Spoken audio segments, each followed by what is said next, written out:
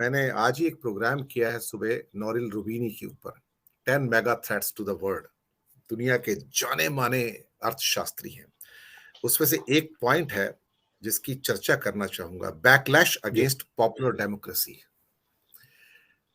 जो देश हैं जो नाम के डेमोक्रेसी है एक्चुअली, वहां पर महंगाई, बेरोजगारी और अन्य ऐसे कई मुद्दे ऐसे उठेंगे कि उनको संभाल पाना मुश्किल होगा। उन सारे मुद्दों को जो उन देशों के राष्ट्र अध्यक्ष हैं वो जेनोफेबिया के द्वारा, नेशनलिज्म के द्वारा, यानी कि राष्ट्रवाद का घुट्टी पिला के उससे उसको साइड ट्रैक करेंगे और वो उसमें सफल हो जाएंगे।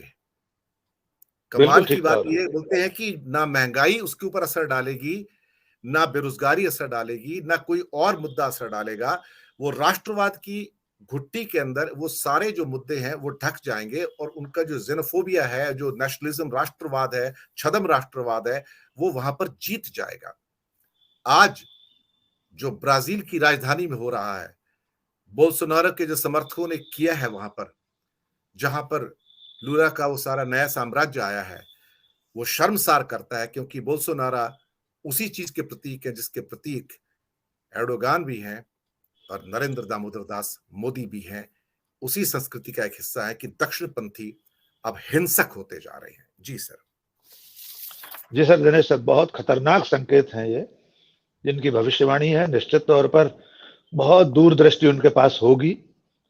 ये ऐसा अगर खतरा भारत में होता है, जैसा ब्राजील में हो रहा है कि लूला को सत्ता सौंपने के बाद बोल्सोनारो जो कुछ करवा रहे हैं, उनके समर्थक जो कर रहे हैं। और आपको मालूम ही होगा कि जब लूला चुनाव जीत गए और उसके बाद जब दफ्तर में पहुंचे तो उनके ऑफिस की टेबल पर लिखा हुआ था बोल्सोनारो अगेन। यानी वे खुद अपने हाथ से लिख कर गए थे कि मैं फिर आऊंगा। फिलहाल तो पता नहीं, शायद अमेरिका चले गए, कहाँ चले गए। लेकिन ये जो दक्षिणपंथी उभार है, ये पूरी दुनिया को खतरे में डाल रहा है। एक 70-80 साल पहले 1930-31 और उसके बाद 40 से 48 तक दुनिया ने इसका खामियाजा भुगता है। हिटलर मुसोलिनी के दौर में ये दक्षिण पंथी विचार था, तानाशाही प्रवृत्ति थी, उसने दुनिया को किस कदर पीछे पहुंचा दिया, दुनिया को कितना अमानवीय दौर में ले गई थी वो प्रवृत्ति। इतिहास उसका गवाह है। लेकिन एक और एक अच्छा है कि सारा जी का सारा लैटिन अमेरिका, लगभग 7 देश सारे लेफ्ट जी फ्रंट में चले गए पिछले 5 सालों के अंदर। हाँ, ये एक अच्छा संकेत आ रहा है कि लैटिन अमेरिकी देश वामपंथी धारा की ओर मुड़ रहे हैं। लेकिन मुझे लगता है दक्षिण पूर्व एशिया और एशिया के तमाम जो देश हैं, खास तौर से हम और हमारे आसपास, हमने श्रीलंका का उदाहरण देखा। और आपने उस वक्त भी, जब श्रीलंका बदहाली में गुजर रहा था, अराजकता चरम पर थी, तब भी हम और आपने काफी विमर्श जी किया था और आशंका जताई थी कि श्रीलंका से भारत कोई बहुत ज्यादा दूर नहीं है।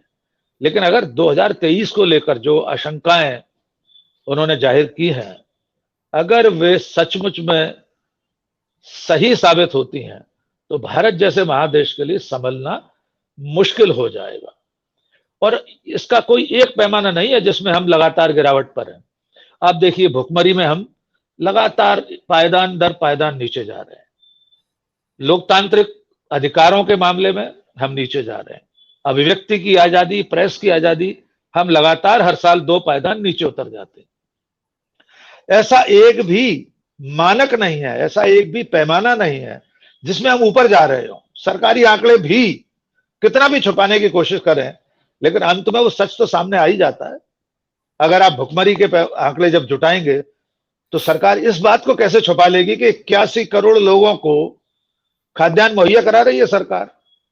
गरीबी रेखा के नीचे कितने करोड़ लोग और चले गए हैं। 2014 से पहले यूपीए सरकार के समय कितने करोड़ लोग गरीबी रेखा से बाहर लाए गए थे, उसके ऊपर लाए गए थे, उनके जीवन स्तर को बढ़ाया गया था। और अब कितने करोड़ नीचे चले गए। ये आंकड़े कोई किसी विपक्षी दल ने जुटाकर नहीं सामने पेश सर, कर दिए। भारत ने अपने इतिहास में कभी किसी को मुफ्त में अनाज नहीं दिया। अब दे इससे रहा पहले है, कभी नहीं, बिल्कुल कभी नहीं। कुछ पैसे कभी नहीं। जरूर लिए राशन के ऊपर, उनसे मुफ्त में उनको नहीं दिया। और ये एक अजीब सी परिस्थिति है कि एक तरफ तो हम हंगर इंडेक्स को उठा के कूड़े की टोकरी फेंकते हैं और दूसरी तरफ 82 करोड़ भूखे लोगों को मुफ्त खाना देते हैं ताकि वो जिंदा रह सकें। आप उस इंडेक्स के ऊपर मोहर लगा रहे हैं सर, लगा दिए सर बल्कि मैं। लगा दी, और जिंदा भी किस लिए रह सकें कि जिंदा रहें और हमको वोट दें, जी नमक का कर्ज अदा करें। आपको उत्तर प्रदेश चुनाव में प्रधानमंत्री का वो भाषण याद होगा जिसमें उन्होंने किसी एक अम्मा का जिक्र किया था जो कह रही थी हमने नमक खाया सरकार का, वोट तो देंगे बीजेपी को ही। यानी जिंदा रहें और हमें वोट दें, इसलिए हम आपको नमक और गेहूं दे रहे हैं।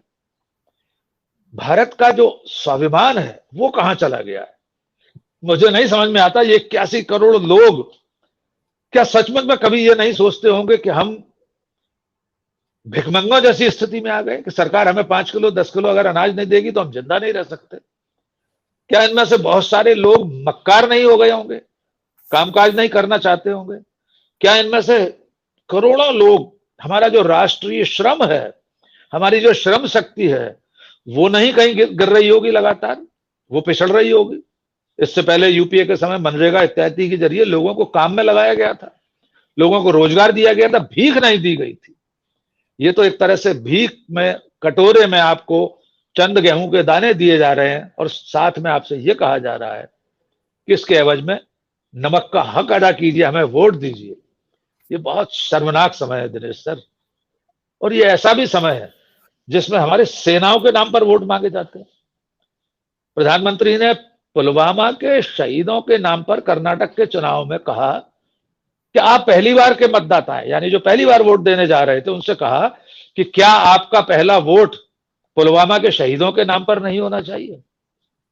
उत्तर प्रदेश के चुनाव में होर्डिंग लगाए गए सेना के टैंकों और वर्दी वाले अधिकारियों के साथ, राजनीतिक दल के होर्डिंग पर, बैनर पर, पोस्टर पर, और हम सब खामोश हैं।